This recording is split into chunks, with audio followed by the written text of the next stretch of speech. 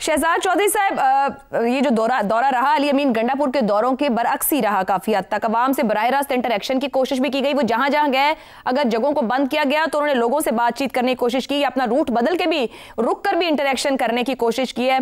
आपके ख्याल में इमरान खान की गिरफ्तारी के बाद से इतनी बड़ी कोशिश, काविश या लाहौर में ये सरगर्मी दिखी है?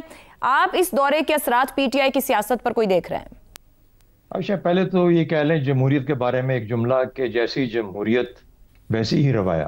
तो इसलिए कोई अचंभे की बात मुझे दोनों तरफ में नजर नहीं आती। इनहराफ पता नहीं आप किसको कह रही हैं।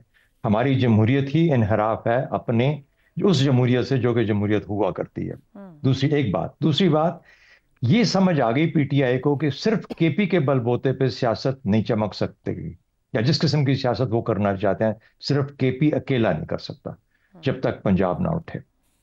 अब ये एक तजर्बा था मेरी नज़र के अंदर, और दोनों अतराफ से जब ये प्लान हुआ और जब इजाज़त मांगी गई होगी तो उन्होंने भी, दूसरी तरफ पीएमएलएन ने भी, या जो गवर्नमेंट हुकूमत है उसने भी कहा होगा कि तजर्बा होना चाहिए। क्योंकि देखिए what is at stake. Stake ये है कि मुज़ाकरात करने हैं या नहीं करने, पहली बात। दूसरी बात, मुज़ाकरात करने हैं तो किस नौयत के करने हैं, और ये फैसला किस चीज़ ने करना है। इस चीज़ ने फैसला करना है कि इमरान खान का नाम या पीटीआई का भी नाम लेवा कोई पंजाब में या इस सारे माहौल में मेजॉरिटी कुछ एग्जिस्ट करती भी है या नहीं करती, या अभी भी डरे थके बैठे मांद हो चुकी है चीज़। जिस किस्म के बंदिशें या जिसका जिक्र आपने किया, या जो उससे पहले जो मामलात होते रहे कानूनी या जो मामलात पुलिस के थ्रू हुए, क्या उससे अब पीटीआई नजर तो नहीं आती थी? वरना क्या जरूरत थी कि केपी का चीफ मिनिस्टर वहां पे जाए? गो कि बात सही है कि चीफ मिनिस्टर को शायद पकड़ना इतना आसान ना हो या हर चीज खबर बन जाएगी, लेकिन कहां गई वो पंजाब की अपनी पीटीआई की लीडरशिप अगर कोई एग्जिस्ट करती है तो? क्योंकि वो नहीं एग्जिस्ट करती थी इसलिए खैबर पख्तूनख्वा से एक आदमी को वहां भिजवाना पड़ा और कहा कि जाके टेस्ट तो करो, कोई नाम लेवा रह गया है, कोई निकल के आएगा बाहर, कोई अपनी जान को खतरे में डालना चाहता है, कोई कैद और बंद की सोबत 2 दिन के लिए, 4 दिन के लिए, 1 हफ्ते 10 दिन के लिए बर्दाश्त करने को तैयार है। पता ये लगा कि इतना आसान नहीं है।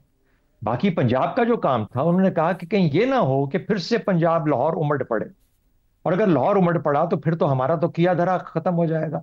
तो इसलिए मेरा ख्याल है कि ये डिटरमिन करना कि पीटीआई की इस वक्त कितनी पहुंच है, दिलों तक है या नहीं है, और अगर है तो कितनी ताकत के साथ है कि लोग उसके इस बंदिशों के बावजूद बाहर निकल आएंगे। तो लगता यूं है कि अभी तक मामलात वहां की जो इंतजामिया है उसके कंट्रोल में है लाहौर की, और वो रिजल्ट्स जो कि आने चाहिए थे नहीं आए। इससे क्या होगा?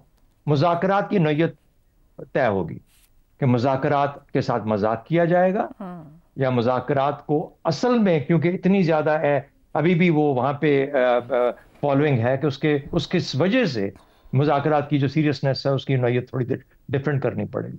तो मेरा ख्याल है कि एक तजर्बा था। अब तजर्बे के नताइज क्या है? नताइज ये है कि कुछ उम्मीद है, कुछ नाउमीदी है। उम्मीद ये कहती है कि कुछ पैल्पेबल तो था, चीफ मिनिस्टर घूमा और कहीं ना कहीं से आवाजें भी आई, लगता है कहीं ना कुछ आवाजें छुपी। इसकी वजह से आपने देखा कि सलमान अकरम राजा का बयान आ गया। उन्होंने कहा कि हम पोजीशन ऑफ स्ट्रेंथ से मुज़ाकरात करेंगे, एक डिफरेंट सोच के साथ। क्या ओह, ये तो लगता है कि कुछ नीचे है, अंडर करंट्स हैं, तो इसको इस्तेमाल करना चाहिए। ये पहला तजर्बा था। इसके बाद लगते हैं लेट्स वर्क ऑन इट, उसको कोशिश करते हैं। दूसरी बात, उन्होंने कहा उम्मीद, दूसरी तरफ उम्मीद क्या जागी कि बावजूद इसके कि हमने खुला हाथ दिया, किसी हद तक बंदिशें तो थी उसमें कोई शक नहीं, लेकिन एक चीफ मिनिस्टर घूम रहा था, कितने लोग अपने उन बंदिशों के बावजूद बाहर निकले? नहीं निकले। इसका मतलब है ये काम ऐसे चलता रहना चाहिए। तो दोनों अतराफ से ये तय हो गया। तीसरा फाइनल सवाल आपका जवाब ये हो सकता है अब आगे क्या होगा? मुझे लगता है आगे वही कुछ होगा जो अभी तक होता है। मुझे इसमें कोई बहुत बड़ी तब्दीली नजर नहीं आती। एक और फाइनल बात कह दूं, आपने इनहराफ की बात की कि इस इनहराफ से किसने ज्यादा इनहराफ किया। कमाल ये है कि जिसने जितना भी इनहराफ किया दोनों को कोई नुकसान नहीं पहुंचेगा। ये पाकिस्तान की सियासत की खूबसूरती है। जो उनके पल्ले है वो उनके पल्ले रहेगा, जो इनके पल्ले है वो इनके पल्ले रहेगा। जब भी कभी फजा खुलेगी तो फिर मुकाबला जो होगा तो वही बता पाएगा कि असल मामला कहां पे तय हुआ। अभी तक कुछ कहना इस तजर्बे के बाद मुमकिन नहीं। दुरुस्त हो गया। रज़ा रूमी साहब, आपके लिए मेरे पास 2 सवाल हैं। एक तो अभी शहजाद साहब की गुफ्तगू के एंड में मैं आपकी भी उस पर राय जानूंगी, मगर पहले मुज़ाकरात की जिम्मेदारी तहरीक तहफ़्फ़ुज़ आइन की है, मेरी जिम्मेदारी स्ट्रीट मूवमेंट चलाने की है, भरपूर चलाऊंगा, ये सुहेल आफरीदी ने लाहौर आकर वज़ीर आला केपी ने ऐलान किया है। क्या ऐसे ऐलान के बाद पंजाब हुकूमत इस्तकबाल देगी? एक दूसरा ये कि ऊपर जमहूरियत और इनहराफ ही सवालिया निशान बन गए प्रोग्राम में। आपसे ये पूछना है कि दोनों वज़ीर आला में से किसने बेहतर पॉलिटिकल मूव खेली है?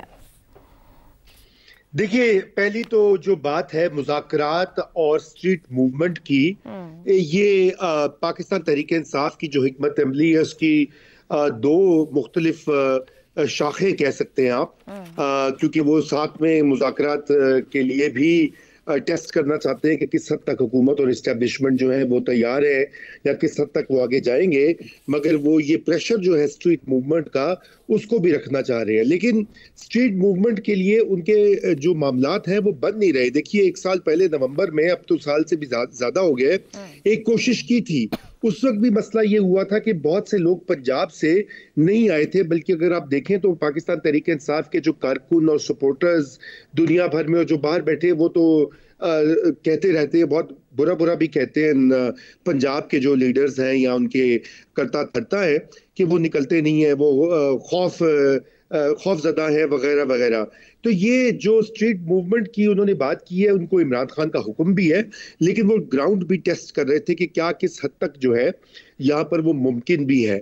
लेकिन ये बहुत अचंभे की बात है कि खैबर पख्तूनख्वा के वजीर आला, जिनको कि और बहुत से काम हैं, उनके आईनी मनसब के हवाले से फ़राइज़ है जिनको वो नहीं छोड़ सकते या इग्नोर कर सकते, उनको लाहौर आना पड़ा और यहाँ पर आकर तो वो जैसे कहते हैं ये सारा काम आगे बढ़ाना पड़ा। ये कुछ मंतक से बालातर है ये बात, क्योंकि पंजाब में बहुत सारे लोग मौजूद हैं, उनकी अपने पार्टी के जो चेयरमैन हैं वो भी ये काम कर सकते हैं, और इसके अलावा उनके MNAs और MPAs जो इलेक्ट हुए हैं और बहुत बड़ी तादाद में इलेक्ट हुए हैं। हालांकि PTI का ये दावा है कि उनकी और भी लोग वोट उनको मिल सकते थे या उनके मेंबर्स आ सकते थे पार्लियामान में, लेकिन वो MPAs और MNAs कहाँ हैं इस वक्त जिन्होंने वोट लिए हैं लाखों? तो वो क्यों नहीं ये वाला काम करे? खैबर पख्तूनख्वा के वज़ीर आला को ये सब कुछ क्यों करना पड़ रहा है? ये भी कुछ सोचने की बात है। और उसकी एक बुनियादी वजह ये है कि ये पार्टी के अंदर यहाँ पर एक ये जो KP ग्रुप है वो ये समझता है कि पंजाब वाले जो हैं वो मुतहरिक नहीं है, वो सिंसेयर नहीं है, और वो या तो खौफजदा है या वो मिल गए हैं। आपको पता ना, इस तरह के अलकाबात और अल्फाज इस्तेमाल किए जाते हैं सोशल मीडिया पे भी कि फलां टाउट है, फलां ये है, फलां वो है। तो ये वाला भी एक मामला था। अब रही बात कि कौन से वजीर आला ने, देखिए सुहेल आफरीदी साहब जो है उन्होंने तो काफी बड़ी हद तक कुछ मैच्योरिटी तो दिखाई, जिस तरह आपने देखा कि उन्होंने एक इंटरेक्शन भी किया सहाफियों से, अगरचे कि उसमें बहुत सारे ऐसे थे जो कि पाकिस्तान तहरीक इंसाफ के हमनवा या सिंपथाइजर कह सकते हैं, उनसे हल्के फुल्के सवाल, 1-2 सख्त सवालात भी थे, लेकिन उन्होंने बड़े अच्छे जवाब दिए और मैं खुद भी हैरान हुआ कि बड़े तहम्मुल से उन्होंने बात सुनी। लेकिन उनके साथ जो उनके रफ़क़ाए कार थे उनका रवैया तो बिल्कुल ही जिसे कहना चाहिए बिलो द बेल्ट रहा। एक तो जो साहब वजीर हैं वहां पर उन्होंने तो बहुत ही जिसे कहना चाहिए रकीक और अखलाक से गिरी हुई बातें की पंजाब की वज़ीर आला के बारे में। फिर एक और जो उनके तर्जुमान है उन्होंने भी बहुत सख्त ज़बान इस्तेमाल की। देखिए, सियासत वालों के लिए भी तो वेलकम में कुछ मुनासिब अल्फाज का इस्तेमाल नहीं किया गया, मगर आप जैसे तारीफ कर रहे हैं CM KP ने जिस तरह हैंडल किया अगर सवालों को, तो फिर इमरान खान ने जिम्मेदारी भी तो उन्हें ही दी है स्ट्रीट मूवमेंट की। इसका मतलब है वो भी समझ रहे हैं कि पंजाब में दम नहीं है, मुझे यहाँ KP से कुछ रवाना करना पड़ेगा।